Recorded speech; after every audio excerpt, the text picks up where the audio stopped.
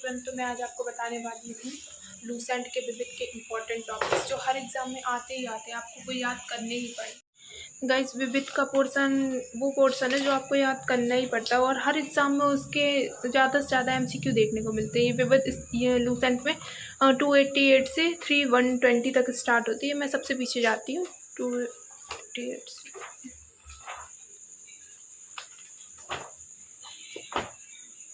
देखिए यहाँ से ये विविध के मैंने क्वेश्चंस काफ़ी बार रिवाइज़ करे हैं। जब तक मुझे याद नहीं हुए मैं तब तक रिवाइज़ करती रही। सबसे पहले भारत में प्रथम महिला, ये सारे आपको लर्न करने पड़ेंगे क्योंकि ये जब भी आपको ये MCQ लगाएंगे तो आपको इनमें से बहुत सारे क्वेश्चन देखने को मिलेंगे।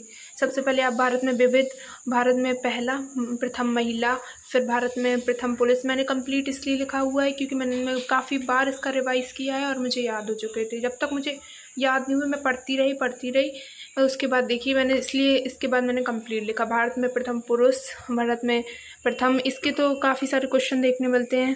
भारत में सर्वाधिक लंबा, बड़ा, ऊंचा, ये सारे क्वेश्चंस जैसे हो गया सबसे लंबा सड़क पुल, सबसे बड़ा पशु मेला, ये सारे आपको लर्न करने पड़ेंगे।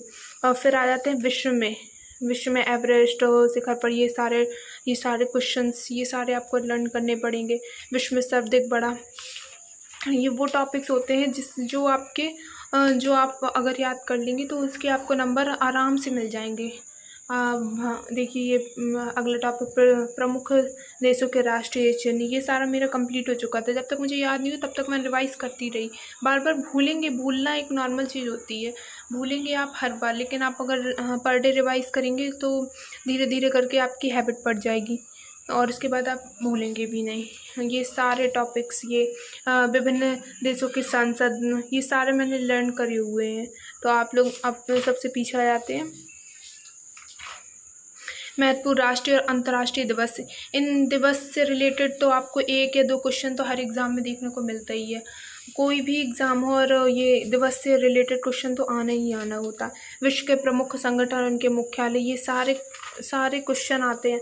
पर्यटन स्थल, अब तो ये 1 या 2 क्वेश्चन तो हर एग्ज़ाम में देखने को मिलता है। तो आप लोग ज़्यादा से ज़्यादा विविध के रिवाइज़ करें और भूलना नॉर्मल चीज़ होती है, बेसिक चीज़ है भूलना।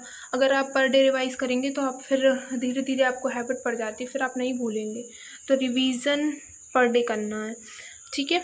इसके बाद आते हैं यहाँ पे समाधि स्थल, ये मोस्ट इम्पॉर्टेंट टॉपिक। प्रमुख शास्त्रीय नृत्य एवं उसके कलाकार, स्टैटिक जीके की जो बुक होती है उसमें भी ये टॉपिक आराम से दिया रहता है और विस्तार से दिया रहता है, तो आप उससे पढ़ सकते हैं। बाकी अगर स्टैटिक जीके की बुक आपके पास नहीं है तो आप लूसेंट से पढ़िए। ये आपके सारे नृत्य लिखे हैं, उनसे रिलेटेड कलाकार भी लिखे हैं, आपको लर्न करने ही पड़ेंगे, ये आना ही तय है। हर एग्ज़ाम में आपको ये क्वेश्चन देखने को मिलेंगे। भारत के प्रमुख शोध संस्थान, ये सारे देखने को मिलते हैं। भारत के प्रमुख वाद्य यंत्र और उसके वादक, ये सारे टॉपिक बहुत इंपॉर्टेंट है। ऑस्कर पुरस्कार से रिलेटेड हो गए, नोबेल पुरस्कार से रिलेटेड हो गए, ये सारे टॉपिक आपको याद करने ही पड़ेंगे। राष्ट्रीय पुरस्कार हो गए, ये सारे टॉपिक्स बहुत इंपॉर्टेंट है। तो आप लोग सभी, और ये मोस्ट इम्पॉर्टेंट टॉपिक प्रमुख लेखक, उनकी पुस्तक, 1 या 2 या 3 क्वेश्चन तो आराम से आते हैं। तो आप लोग को ज़्यादा से ज़्यादा विविध के इंपॉर्टेंट टॉपिक्स पढ़ने हैं। बाकी जीके का पोर्शन बहुत बड़ा होता है, तो कम से कम जितने सिलेक्टेड टॉपिक्स है वो तो आप पढ़ ही सकते हैं। तो आप आराम से पढ़िए और पर डे पढ़िए तो आपको भूलेगा भी नहीं और रिवाइज भी होता रहेगा। Thank you.